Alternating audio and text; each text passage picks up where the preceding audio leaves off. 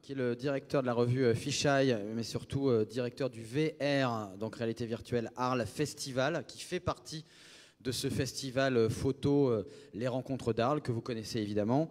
Et Benoît est l'un des meilleurs connaisseurs de cette technologie, et depuis 2 ans, il nous allume des lumières dans le cerveau à chaque fois à Arles, avec les films qu'il fait venir des 4 coins du monde. Bonjour Benoît. Bonjour. François Pachet, donc compositeur, chercheur en intelligence artificielle, directeur du Spotify Creator Technology Research Lab. Bonjour François. Et puis Marina Léonard, qui est responsable programmation du Quai des Savoirs et qui nous dira comment elle entend marier la technologie avec cette offre de connaissances qu'elle propose à Quai des Savoirs. Alors avant de vous écouter, peut-être Guéric, je me disais, parce que tu nous as fait un papier assez génial dans Le Point sur la réalité virtuelle, notamment sur une expérience patrimoniale, culturelle et muséale de la réalité virtuelle. C'est-à-dire que grâce à un simple casque, tu t'es retrouvé dans les ruines de Palmyre. Et je crois qu'ici, les gens qui sont à Futurapolis vont pouvoir expérimenter ça un petit peu à l'extérieur. Tout à fait. Alors déjà, merci pour la description de cet article. Quand Quentin des patrons dit qu'on a fait un papier assez génial, c'est bon signe pour l'avenir. Merci. Alors effectivement, aujourd'hui, vous allez pouvoir découvrir dans le lab l'installation que nous a fournie Ubisoft, qui a travaillé pour l'Institut du monde arabe pour faire une réalité virtuelle qui replonge dans des cités millénaires qui sont disparues ou en danger. Donc il y a Palmyre, il y a Mossoul, il y a les petits Smagna, Alep, et on peut se retrouver en enfilant le casque de réalité virtuelle dans ces paysages-là, tels qu'ils sont avant ou après leur destruction. C'est-à-dire qu'on peut se retrouver par exemple à Palmyre, à côté du temple de Baal Shamin qui a été détruit par l'État islamique, et voir le temple apparaître à travers les ruines pour imaginer comment c'était avant et comment c'est aujourd'hui. Malheureusement, on voit qu'on a les pieds dans des tas de pierres informes qui étaient auparavant le temple. Donc voilà, je vous invite vraiment à faire cette expérience, c'est formidable, et j'apprécie d'autant plus que j'ai été en Syrie avant la guerre et que j'ai vu vraiment à quoi ça ressemblait. Vraiment, c'est impressionnant, ils ont fait un super travail dérivé de leurs jeux vidéo, mais en version un peu plus réaliste et en incluant plein de données collectées par Iconem, qui est une start-up française géniale. Si vous ne connaissez pas, intéressez-vous aussi à Iconem, qui collecte les données et qui scanne les monuments en péril pour l'UNESCO et qui essaye de faire une encyclopédie mondiale du patrimoine en danger en scannant en très haute définition tous les monuments en danger.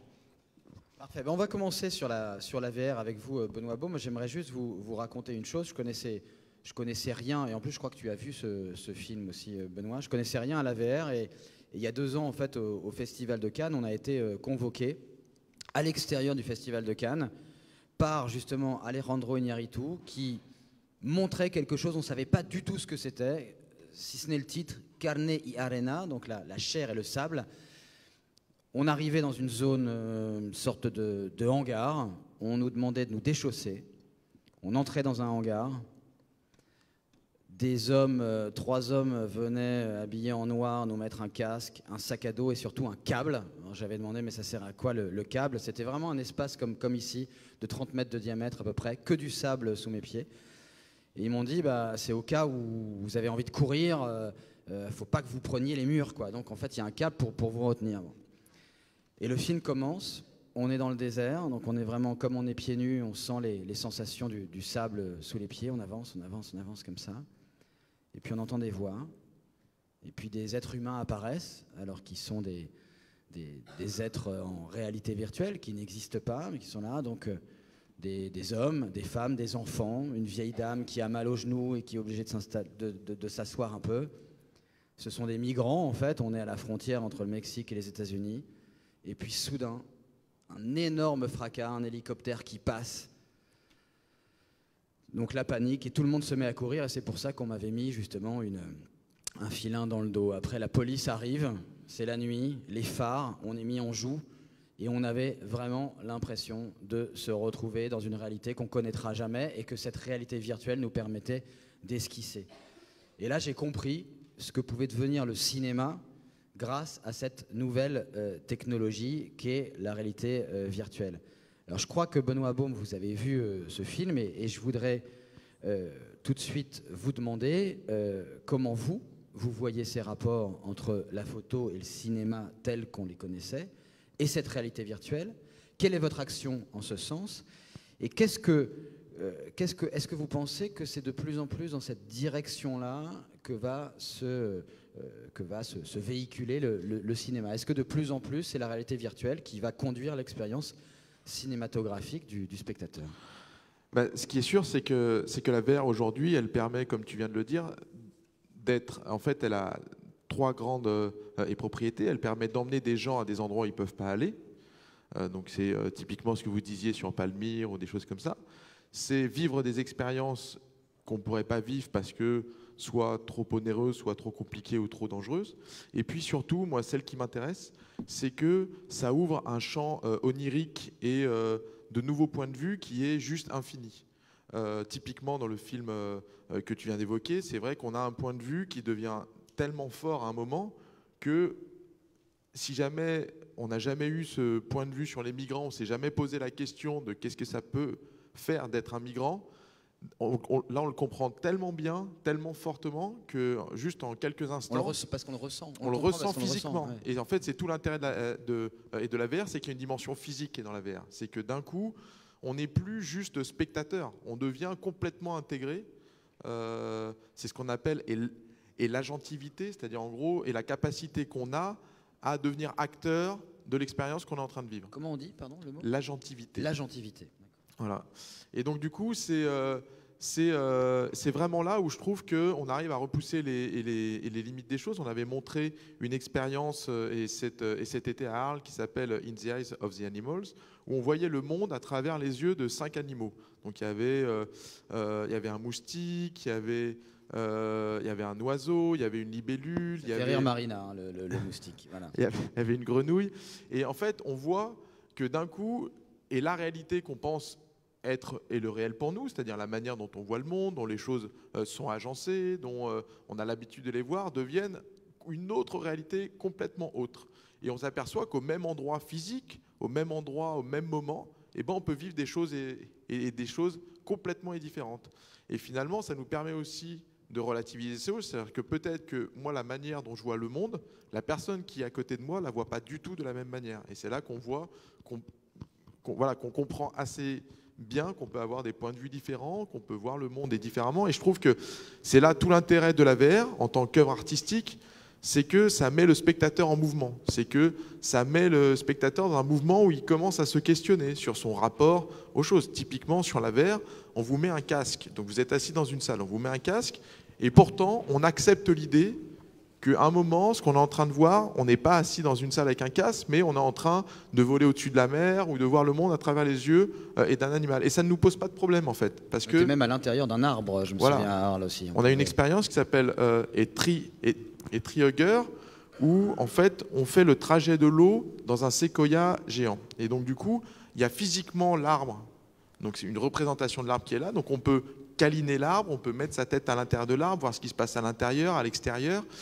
Et d'un coup, c'est vrai qu'on a une autre manière de voir le monde. Et les artistes, en fait, arrivent à utiliser ce médium, qui est au début quelque chose de très technologique, à le distordre et à repousser ses limites pour créer des nouvelles choses avec. Et clairement, ce qu'on voit avec la photogrammétrie, donc qui a été utilisée dans le cas de Palmyre, est en train de se développer, notamment dans le spectacle vivant.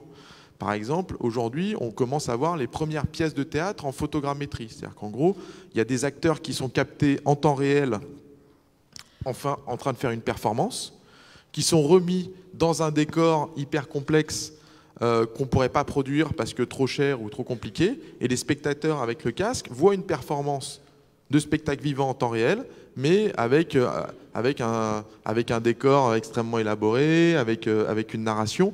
Et on voit que là, on arrive sur quelque chose qui était à la base fait plutôt pour de l'immobilier ou plutôt pour d'autres utilisations. Comment est-ce que les artistes arrivent à s'en emparer et à inventer des nouvelles formes et d'expression ? Alors on en parlera aussi tout à l'heure dans le moment de discussion, parce qu'il y avait notamment aussi au VR Festival, il y avait un musée entièrement virtuel avec des œuvres spécialement produite par des artistes pour ce musée virtuel. Mais peut-être, ouais, Guéric, on va écouter François Pachet. Tout à fait. Alors François Pachet, donc vous créez de la musique, vous êtes compositeur, directeur du Spotify Creator Technology Research Lab. Est-ce que vous pourriez nous parler un petit peu très simplement de ce que vous faites au quotidien, de comment ça se passe et de votre vision de l'apport de la technologie au quotidien? Oui, je suis toujours étonné qu'on me présente comme compositeur, ça me fait très plaisir, ça m'honore, c'est pas tout à fait vrai, mais je suis surtout chercheur en intelligence artificielle depuis, je pense, 20-25 ans, sauf qu'il y a une dizaine d'années, on n'osait plus le dire, parce que c'était tellement pas à la mode qu'on disait qu'on faisait des sciences cognitives, enfin bon, on se débrouillait pour ne pas prononcer l'expression IA. Alors maintenant, comme c'est revenu à la mode, on met ça en avant. Mais l'IA, je rappelle, ça existe depuis très longtemps, hein, depuis les années 60, il y a une mode en ce moment de l'IA.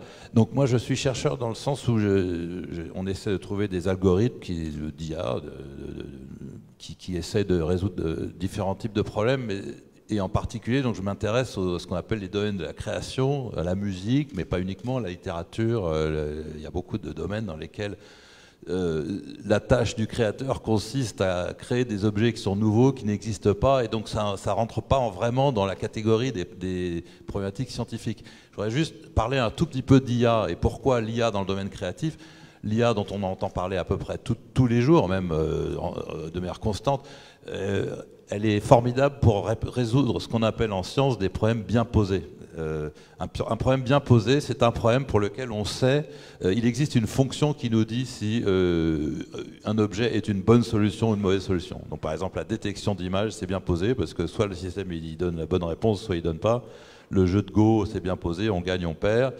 La détection de tumeurs, etc. Et dans tous ces domaines-là, en effet, l'IA fait des choses formidables à partir du moment où on a des exemples d'entraînement, et c'est de ça dont on parle.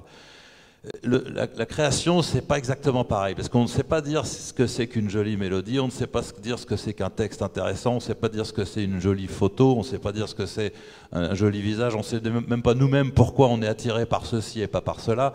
C'est subjectif on ne sait même pas si c'est subjectif.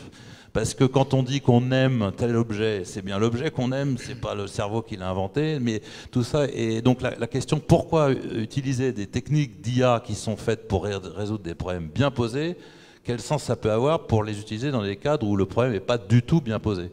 Alors, pas binaire en tout cas. C'est pas qu'il n'est pas binaire, c'est qu'il non, parce que la détection, si vous voulez, il y a plein de problèmes bien posés qui ne sont pas binaires. Les problèmes de régression ne sont pas du tout binaires, mais il est juste pas bien posé parce qu'on ne sait pas dire ce que c'est qu'une jolie chose ou un objet intéressant, et je pense qu'on ne saura jamais. On nous dit d'aimer des choses. Mona Lisa, on est censé la trouver belle tout de suite. Il faut résister à cette injonction. Voilà. Comme vous savez, je ne dis pas que Mona Lisa n'est pas belle. Ça, je suis sûr que vous résistez très bien. Mais comme vous savez, un objet on considère Bach comme un grand compositeur. C'est une invention du 19e. Autrefois, Bach n'était pas du tout considéré comme tel. C'est la culture, c'est la société qui décide que telle et telle personne, que Picasso est un génie, etc. Est-ce vrai? Est-ce que ça a du sens? Bon. Donc tout ça n'est pas bien défini, et tant mieux. Hein, je veux dire, je pense que d'ailleurs l'art, c'est l'ensemble des problèmes mal posés. Il faut que ça reste comme ça. Mais je m'intéresse quand même à l'IA dans ce domaine. Pourquoi? Non pas pour remplacer, pour automatiser ou disons substituer l'homme par une machine, ce qui n'a à mon avis absolument aucun sens, c'est même absurde, mais pour faire des systèmes qui donnent des idées. Donc nous on a travaillé, on a lancé un disque au mois de janvier de cette année, un double album de musique mainstream, comme on dit en français maintenant, dans différents genres, pop, rock, électro, jazz, etc. On a invité des artistes dont certains étaient connus comme Stromae et d'autres, Médéric Collignon en jazz, dans plein de domaines, pour utiliser les techniques qu'on a développées pour faire des nouveaux morceaux, mais dans leur style. Stromae, il a fait des morceaux avec des rythmes du Cap-Vert, Médéric Collignon a fait du jazz un peu Prince, etc. Mais pourquoi l'IA? Pour qu'on comprenne bien, parce que Stromae, c'est un être humain. Si on lui fait des rythmes du Cap-Vert, des humains peuvent jouer des rythmes du Cap-Vert. Comment l'IA intervient là-dedans? Si vous avez besoin de Stromae, en fait... Parce que l'IA, justement, elle va donner des idées. Elle va proposer des solutions, elle va proposer des mélodies, des rythmes, des sons, des timbres, etc. Mais voire des harmonies, voire plus que ça. et va faire des choses intéressantes. Et précisément, tout l'enjeu, il est exactement là, c'est-à-dire pourquoi on ne cherche pas à faire des machines qui vont faire exactement la même chose que ce que l'artiste ferait. Ça n'aurait aucun intérêt. Mais on fait des machines qui proposent des solutions qui sortent un petit peu de la bulle qui est autour de l'artiste. Enfin, vous êtes écrivain, vous savez très bien que quand on a une activité artistique, d'ailleurs quelconque, j'imagine même journalistique, on a tendance au bout d'un moment à se faire son style, à y rester dedans, et c'est très difficile d'en sortir. Et beaucoup d'artistes avec qui on a travaillé sont obsédés par le problème du renouveau, de comment je fais pour sortir de ce que je fais depuis X années. Je ne dis pas que c'est votre cas, mais en tout cas, c'est quelque chose que j'ai vu beaucoup et que je ressens aussi moi-même. Et donc l'IA, je pense, l'intérêt de l'IA dans les domaines créatifs, c'est précisément de bousculer, de dire tiens regarde, tu pourrais faire une mélodie comme ci, comme ça, etc. Ah oui, j'y avais pas pensé, et voilà. Et c'est là que ça commence à être intéressant. J'en profite, on va écouter quelques. Ça c'est un piège parce que je sais pas ce que vous avez choisi. Ça se trouve ça va être que des contre-exemples. C'est un medley qu'on a choisi. C'est un medley, oui. Oui, c'est plusieurs morceaux, hein, c'est pas. Voilà. C'est terrible de faire ça. C'est comme si je. Ouais.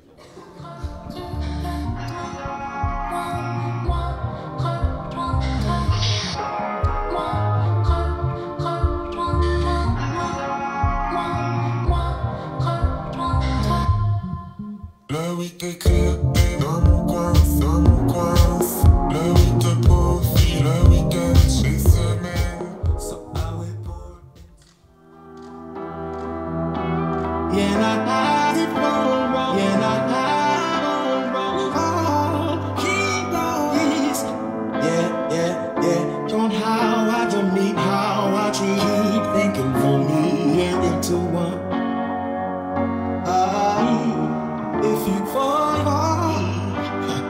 yeah, she ready for if you try. You're glad into this and that you exactly getting crazy. Rising big movies and ripples and we'll collide. You're everything. Don't know if I could see. Voilà, quelques extraits, un petit mot peut-être dessus. Ça s'appelle comment Donc l'album s'appelle Hello World parce que quand on apprend un langage de programmation, en général, le premier truc qu'on fait, c'est qu'on écrit un programme qui écrit Hello World. Donc c'est un peu les premiers mots de l'IA dans la musique mainstream. Hello World. Bonjour le monde. Bonjour le monde. Commentaire. Non, j'aurais pas pris ces extraits-là. Le premier, c'était une cover, en fait. C'était une reprise de One Note Samba de Jobim, mais justement, l'IA a revisité, a fait des nouvelles harmonies, etc., des nouvelles des associations de timbres. Non, mais ce que je veux vraiment dire, c'est ce qui s'est passé, c'est pas on a pris des musiciens, on les a remplacés. Non, en fait, c'est le contraire. C'est un album où il y a eu beaucoup de musiciens, il y en a eu vraiment énormément. Et dans chaque musicien est arrivé avec sa bulle, c'est-à-dire voilà l'ensemble des trucs qu'il fait d'habitude, dans son style, dans son genre, et ils ont utilisé l'IA pour fabriquer des choses qui sont un tout petit peu à l'extérieur de cette bulle, un tout petit peu.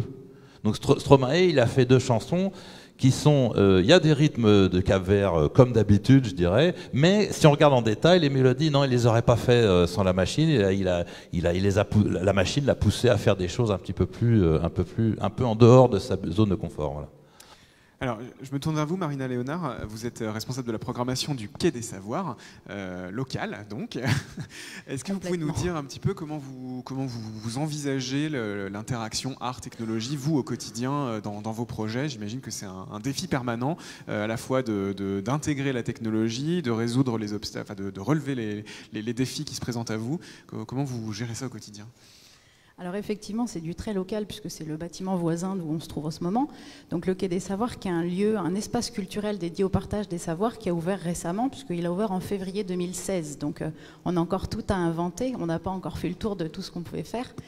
Mais effectivement, le principe même de ce bâtiment, de cet équipement, c'est de venir parler du futur, venir construire le futur ensemble.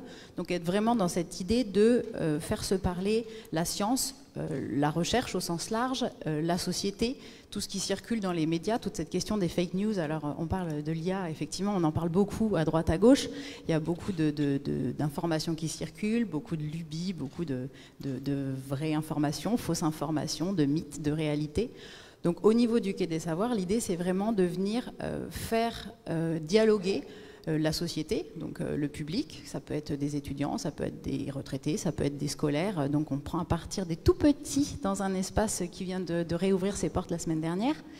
Donc on est vraiment sur cette idée de la société au sens large et venir le mettre en dialogue, mettre à disposition, mettre en possibilité d'échange avec les technologies qui arrivent dans notre quotidien, qui sont déjà là pour certaines ou d'autres qui vont arriver très prochainement. Donc effectivement, on a la panoplie des outils habituels, il y a les expositions, les ateliers, les conférences, les rencontres, les tables rondes, mais il y a énormément de domaines, l'IA en fait partie, il y a énormément d'informations qui circulent en ce moment qui sont beaucoup moins faciles à mettre en lumière via une exposition. Et le fait de travailler avec des projets Art Sciences, avec des artistes, avec des chercheurs, ça nous permet vraiment de venir questionner les sujets différemment, de venir interroger différemment le public, de venir faire en sorte que les gens se posent des questions différemment sans leur dire c'est pédagogique, donc lisez-le, c'est bien pour vous. Et alors justement, comment s'adresser à tous quand il s'agit de technologie? Parfois les différences de perception s'expriment encore plus, les différences de pré-exposition, de connaissance de la technologie, on va dire. Comment vous arrivez à vous adresser à tout le monde sans laisser une partie des visiteurs sur le carreau? Alors on est loin d'avoir résolu le problème, sinon ce serait trop facile, mais effectivement on a plusieurs habitudes. On essaie vraiment de faire se croiser au sein d'un même projet, par exemple d'une exposition. Donc là on vient de sortir d'une expo qui s'appelle Humain demain, réparer, augmenter, jusqu'où iriez-vous? Donc sur toutes ces questions des technologies qui sont en train d'arriver dans notre quotidien, dans notre santé principalement, donc sur la réparation, les questions d'exosquelettes, de CRISPR-Cas9 et compagnie. Qu'est-ce que c'est? Comment ça va être d'ici 30 ans? Quelle est moi ma possibilité en tant que citoyen d'interagir avec ça? Donc du coup on le fait par un média, encore une fois exposition, parce que ça permet de toucher du public, d'avoir des scolaires qui puissent venir avec leur classe, s'appuyer dessus, et on intègre à l'intérieur des petites capsules où qu'on travaille avec des artistes. Donc on a travaillé par exemple dans le cadre de cette expo avec un laboratoire qui s'appelle le Lab 212 qui est venu imaginer des dispositifs vraiment artistiques pour venir interroger les questions d'identité. Comment est-ce que la voiture autonome qui circule sur les allées juste à côté du Quai des Savoirs me perçoit? À quel moment c'est mon identité, à quel moment moi je me reconnais, et du coup venir se projeter un peu là-dedans, ce qui permet finalement d'avoir une approche qui est sensible aussi. Donc il y avait une installation qui était vraiment sur ce côté-là, qui s'appelait Fabula, sur le côté de la perception. Donc quand on se mettait face à un écran, et on était représenté par un espèce de nuage de points, puis dépendamment du mouvement qu'on faisait, les points se rejoignaient en segments, et puis on se retrouvait à se déplacer dans l'espace, voir qu'en fait c'était nous. À quel moment est-ce que c'est moi, à quel moment c'est plus moi. Et finalement cette installation elle fonctionnait aussi bien avec des tout petits qu'avec des grands, qu'avec une, j'ai vu une petite fille qui avait une trisomie 21 qui s'est saisie de l'appareil vraiment, qui a vraiment éprouvé du plaisir et des sensations à vivre cette expérience, et avec laquelle on a pu ensuite discuter de ces éléments-là et de ces technologies.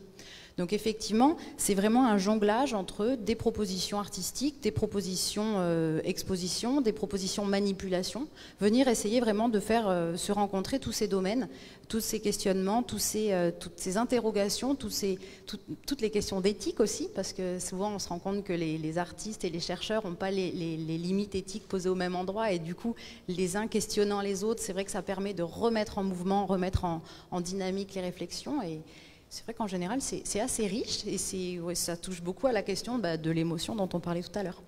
Alors justement, on va parler d'émotion avec vous. On va vous montrer quelques images. Vous savez que récemment, il y a un tableau qui est entièrement réalisé par une intelligence artificielle qui était vendu aux enchères par Christie's pour un montant de $432 000. Alors c'est pas l'œuvre qu'on va voir, hein. L'œuvre s'intitulait Portrait of Edmond Bellamy. Au départ, c'était $7 000 l'enchère de départ, et puis ça s'est envolé vers des hauteurs qu'on ne soupçonnait pas. C'était la première fois qu'un tableau peint par une IA avait atteint de tels sommets d'enchères. Alors son algorithme, évidemment, a été paramétré par des êtres humains, hein. C'était des collectionneurs d'art, un collectif en fait de collectionneurs d'art. C'est quand même l'homme qui est au cœur. Mais ce qu'on voudrait vous montrer, c'est un projet qui s'appelle The Next Rembrandt. Alors vous savez que Rembrandt, c'est l'un des plus grands peintres hollandais. Il a laissé aucune note manuscrite aucun recueil derrière lui. Et donc, un collectif de chercheurs, des historiens de l'art, se sont dit, tiens, on va essayer de faire en sorte de pouvoir programmer des machines pour essayer de produire un nouveau Rembrandt en fonction du style dont vous parliez, François Pachet, c'est-à-dire le style Rembrandt. On va rester dans les canons de Rembrandt. Donc, ils ont analysé 300 œuvres du peintre à l'origine de la Ronde de Nuit. Ils ont utilisé des scanners 3D haute définition. Et puis, ils ont essayé, grâce à la machine, de capturer chacun des détails propres à l'identité, on en parlait aussi tout à l'heure, artistique de Rembrandt.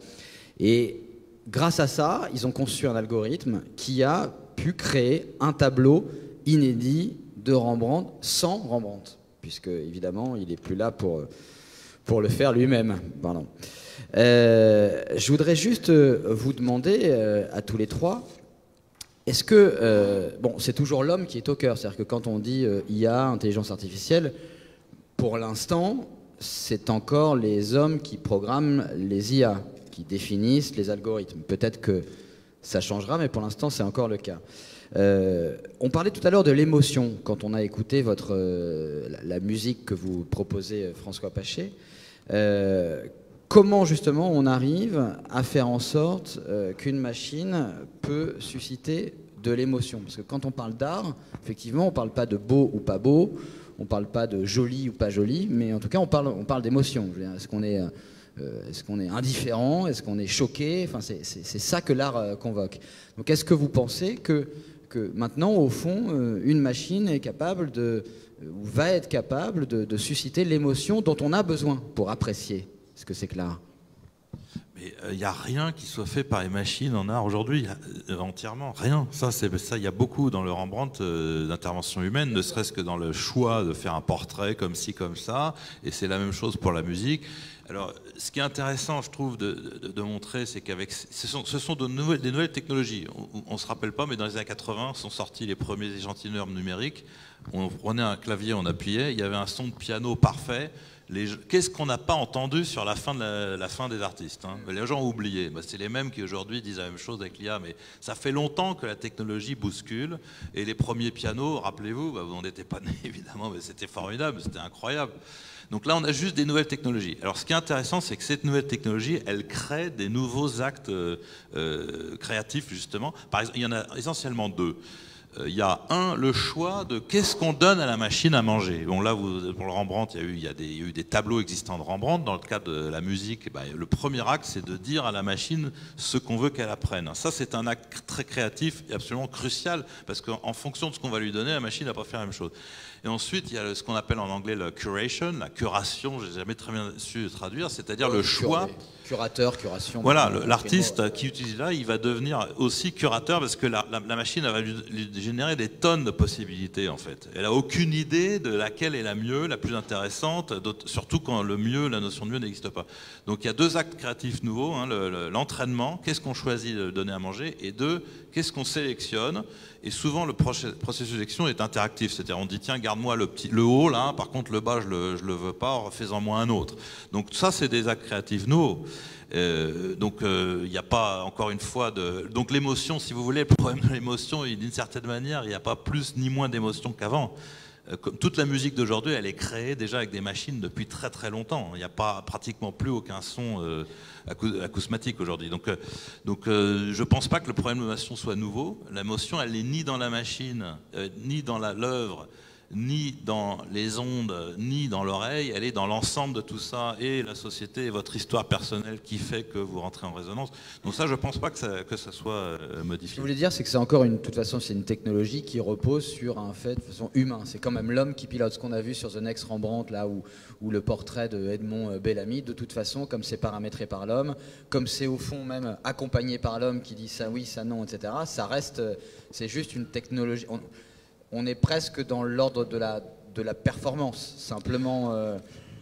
Enfin, moi, dans l'art. Oui, Benoît. Enfin, si je prends un autre point de vue, en fait, tous les artistes se sont toujours emparés et des technologies qui apparaissaient. C'est-à-dire que dès qu'il a pu peindre, dès qu'il a pu utiliser des nouveaux pigments, dès qu'il a pu faire de la vidéo, c'est les artistes qui s'en sont emparés. C'était les premiers à triturer, à déformer, à repousser les limites. Et c'est exactement ce qui se passe aujourd'hui. C'est-à-dire qu'aujourd'hui, il y a des nouvelles technologies qui arrivent, on s'en empare, on cherche à repousser les limites. Ça pose beaucoup de questions éthiques souvent.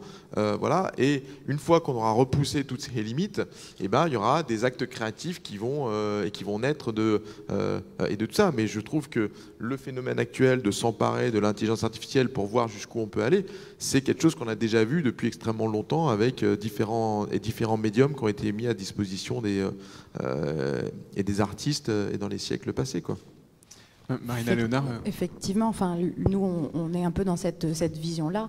La technologie intervient souvent comme un outil au service d'eux. Alors, c'est un peu réducteur ce que je dis là, parce que souvent, c'est vraiment un travail entre l'artiste et le chercheur, et il y a vraiment un enrichissement mutuel. Mais effectivement, tout à l'heure, il était évoqué cette idée de dispositif hyper immersif. Là, on a eu récemment une artiste, une circassienne, qui était une voltigeuse sur les rubans à 10 mètres de haut, qui a eu un accident et qui a décidé, pour aller réinventer finalement son art et du coup permettre à nous tous qui ne montons pas en haut des rubans à 10 mètres de haut de vivre ça. Donc elle s'est saisie d'outils, donc d'outils de VR, d'outils de captation sonore, d'outils de création sonore pour venir inventer un dispositif immersif de VR pour venir se mettre à la place du circassien, monter dans le ruban, expérimenter finalement ce risque. Dans le ruban, alors pour le moment, on est dans les versions vraiment de création de départ, donc on est encore assis sur un tabouret. Là, elle est en train de tester, pourquoi pas, avec des mises en suspension, des personnes qui vont le tester. Donc là, en gros, on rentre dans un petit cirque. Ça, c'est le projet in fine. On rentre dans un espèce de petit chapiteau de cirque. Il y a une quinzaine de casques de VR. On s'installe soit sur des chaises fixes, soit sur des systèmes de portants pour être en suspension, et puis on vient expérimenter avec un casque de VR son et vision. On se met à la place de l'artiste, on est au sein de la compagnie avec les autres voltigeurs, on va monter dans le ruban, donc on va faire l'exercice de monter aux côtés des petits copains, et on va expérimenter ce côté le danger, je me mets en situation de risque. À la fois il y a le côté adrénaline avec l'envie d'y aller, puis à la fois il y a le côté c'est ma vie que je risque, je ne suis pas attachée, je ne suis pas sécurisée. Donc c'est vrai qu'elle est en train de réinventer son art circassien par des outils technologiques de différentes formes, donc le son, la VR, etc. C'est de l'accompagnement. Oui, alors juste, on va prendre vos questions dans la salle après, dans quelques minutes, mais moi je me demandais si, par exemple, François Pachet, est-ce qu'à votre connaissance, il existe des règles d'éthique? Est-ce qu'il y a des choses, par exemple, que les artistes peuvent s'interdire, comme on peut voir dans la médecine, par exemple, ou des choses comme ça? Ils sont déjà censurés, Guéric. Dès qu'un artiste sort un peu des clous, il a immédiatement la police de la pensée et de la morale sur le dos. Non, j'espère qu'il n'y en aura jamais, parce que l'idée qu'un artiste empêche de faire des trucs, ça n'a aucun sens. Par contre, il y a des problèmes légaux, de copyright. En fait, à la fois sur les entrées, sur les sorties. À qui appartient l'œuvre faite avec de l'IA? Bon, pour moi, la question est assez simple et un peu non-question, parce que la Convention de Berne à laquelle nous adhérons en France, stipule clairement qu'une œuvre artistique n'est déposable que s'il y a une intervention humaine d'un individu ou plusieurs. Donc s'il n'y a pas d'intervention humaine, c'est pas déposable. Alors après, c'est un débat, hein, mais bon. Donc pour moi, cette question est assez simple. Il y a l'autre question, c'est le droit sur les œuvres qu'on met en entrée de la machine. Voilà. Est-ce qu'il faut rémunérer les endroits de tout ça? Ça, c'est un débat qui a lieu en ce moment au Parlement européen, qui divise, qui est clivant, comme on dit aujourd'hui, mais bon, qui n'est pas encore réglé. Je voudrais juste dire un truc. Moi, le truc le plus intéressant dans toutes ces histoires, et le Rembrandt, là, c'est que si on regarde le Rembrandt, en fait, c'est une sorte de pastiche. C'est-à-dire, mais l'IA, ça ne fait pas que du pastiche. Et ce qui se passe avec l'IA, et c'est là que c'est difficile d'en parler parce que les mots conditionnent la pensée, comme vous le savez, c'est qu'on n'a pas les mots encore prêts pour parler des nouvelles catégories du nouveau que tout ça crée. Un pastiche, c'est une forme de nouveauté dans laquelle on fait exprès de faire ressortir les traits stylistiques connus, même des fois de manière comique. Mais il y a d'autres catégories. Il y a le croisement stylistique, il y a les hallucinations, comme on a vu avec les images de Google, qui ne sont pas du tout des pastiches, elles, qui sont des croisements impossibles, mais rendus possibles par des effets de flou. Donc, il y a C'est quoi, pardon, vous avez dit de Google les images de Google Dream, comme on en a vu sur le web, où on voit, on dit tiens, je voudrais un arbre qui soit aussi un poisson. On sait que c'est pas possible, mais on va quand même le faire. Et puis par des effets de croisement, tiens, oui, effectivement, donc ça fait un peu LSD. Enfin, moi, j'en ai jamais pris, mais il paraît que c'est ça. Mais donc il y a plein de catégories. Est-ce qu'il y a l'équivalent, par exemple, de ce qu'a été la drogue pour certains artistes? Est-ce que les machines peuvent être aussi influencées par je sais pas, des drogues numériques? Ah bah tout à fait. C'est-à-dire qu'il y a beaucoup de descriptions de trance, par exemple, qui correspondent tout à fait à ce qu'on peut vivre avec de la VR, sauf que n'était pas sous substance. Voilà. Et donc du coup, on voit un certain nombre d'expériences d'artistes aujourd'hui qui nous emmènent dans des mondes complètement fous où le rapport à la réalité est complètement est distordu.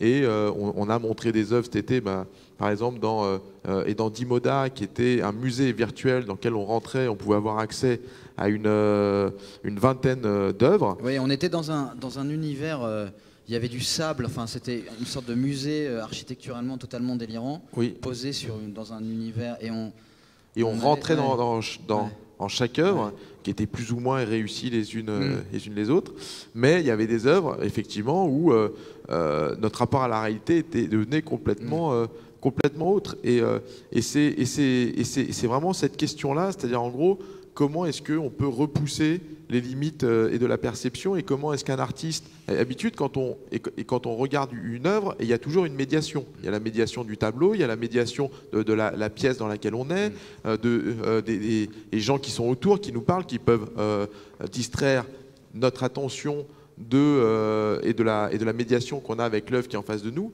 Dans une œuvre de réalité virtuelle, on est dans l'œuvre. Il n'y a plus rien. On l'a créé même, parce qu'il y avait aussi ces fleurs. Je me souviens, ce film où on pouvait prendre des fleurs et finalement les agencer comme on voulait. Ouais. Alors ça, c'est une technologie qui s'appelle du lip motion. C'est-à-dire qu'en gros, on capte ses mains sans aucun capteur, et il fallait toucher les fleurs pour qu'elles éclosent.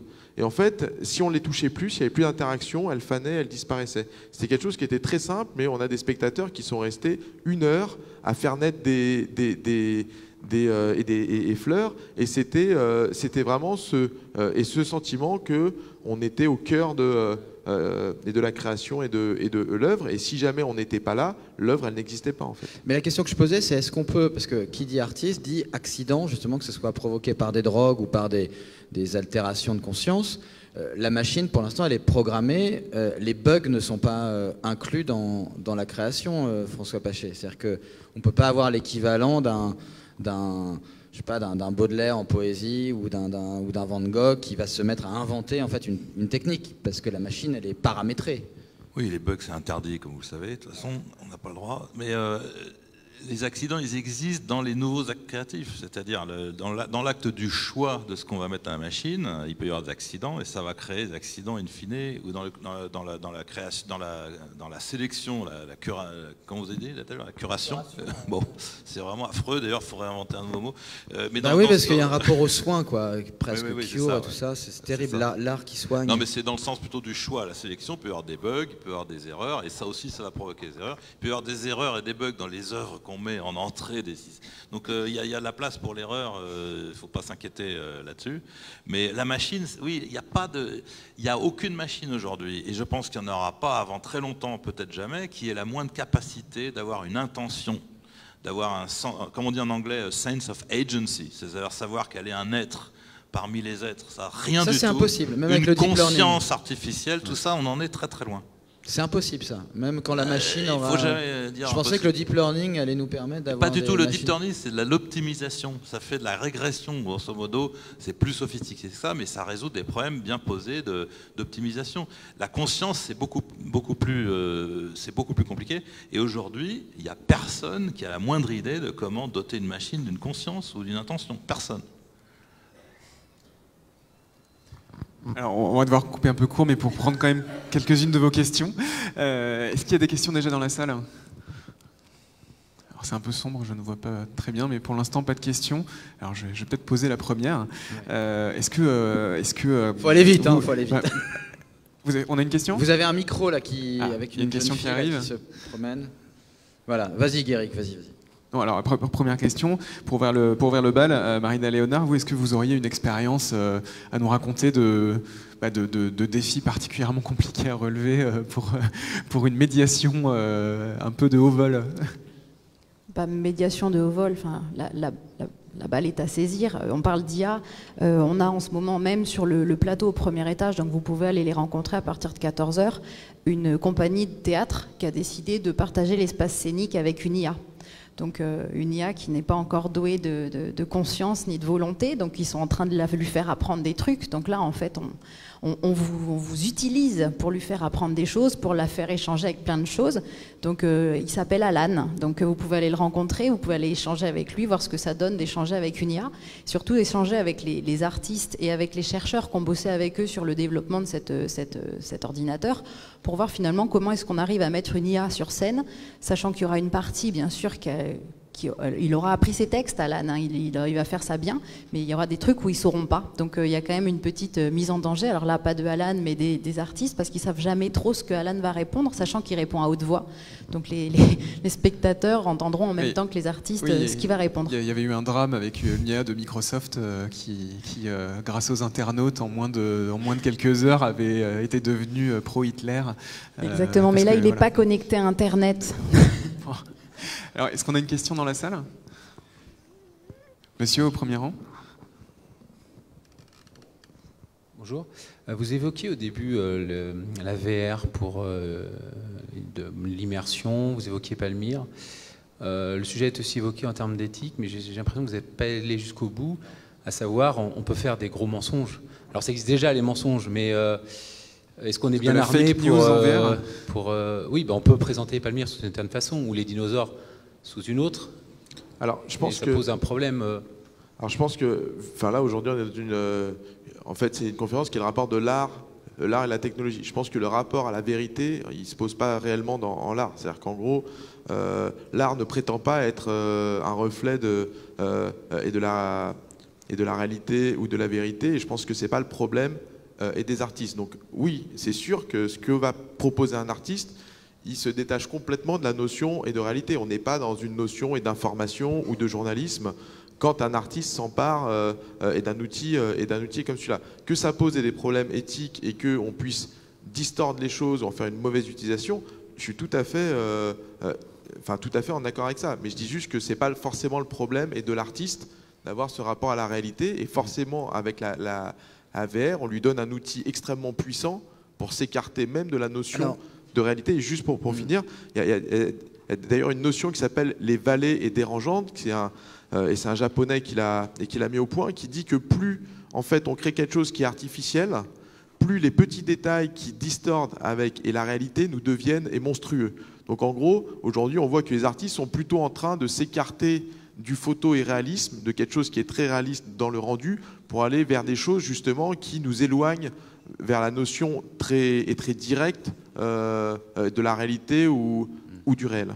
En l'occurrence, pour Palmyre, Guéric connaît mieux le sujet, mais ça a été fait, alors là c'est du factuel, c'est-à-dire que c'est des petits drones, peut-être tu peux... Oui, là pour le coup on n'est pas dans l'art, on est dans le patrimoine, une restitution factuelle du patrimoine. Oui, tout à fait, ça a été scanné en très haute définition par des drones, des appareils photo, etc., avec des nouvelles technologies qui permettent de vraiment avoir des milliards de points qui sont placés avec leur position précise et leur couleur, et qui sont une sorte de sauvegarde numérique d'un monument tel qu'il est, ou d'une zone géographique telle qu'elle est, puisqu'ils ont essayé de scanner un peu plus large que juste la cité antique, et ça permet vraiment d'avoir une base de données historique beaucoup plus fiable que des photos par exemple, qui permet de reconstituer des espaces, ou en tout cas de mieux comprendre comment ils ont évolué au fil des temps. Et Iconem, la start-up française qui se rend sur place, a déjà plusieurs sauvegardes différentes de Palmyre et peut comparer à chaque fois ce qui a été détruit sous telle occupation, etc. Donc quand l'État islamique a repris Palmyre une deuxième fois, ils ont pu voir ce qui a été détruit sur le deuxième passage, entre guillemets, et comparer les deux versions entre elles. Est-ce qu'on a une toute dernière question peut-être avant de conclure? Et juste un petit mot par rapport au film dont on parlait au début, Carne y Arena de Iñárritu, ça reposait aussi sur des témoignages en fait, de gens. Donc après cette expérience de VR, on était face à différents écrans où on voyait en fait les personnages qui avaient été reconstitués en VR, qui étaient des vraies personnes qui avaient vraiment fait la traversée et en fait qui témoignaient face caméra. Et il y avait même leurs chaussures, en fait, les chaussures avec lesquelles ils avaient. Donc il y avait même les chaussures d'enfants, des enfants qui n'avaient pas réussi d'ailleurs à traverser, certains étaient morts. Donc c'était aussi adossé à la réalité. Là, on est dans un contexte différent de celui qu'évoquait Benoît, de recréation de monde qui n'existe pas, de création, pardon, de monde qui n'existe pas. Alors je suis désolé, on me demande de mettre fin à la table ronde. Boris, tu voulais reprendre la parole ? Et la parole et le micro. Merci, on peut applaudir nos Merci invités. beaucoup. Merci à tous. Pour cette session. On va se donner une petite minute pour s'organiser techniquement et on revient tout de suite. Moins d'1 minute.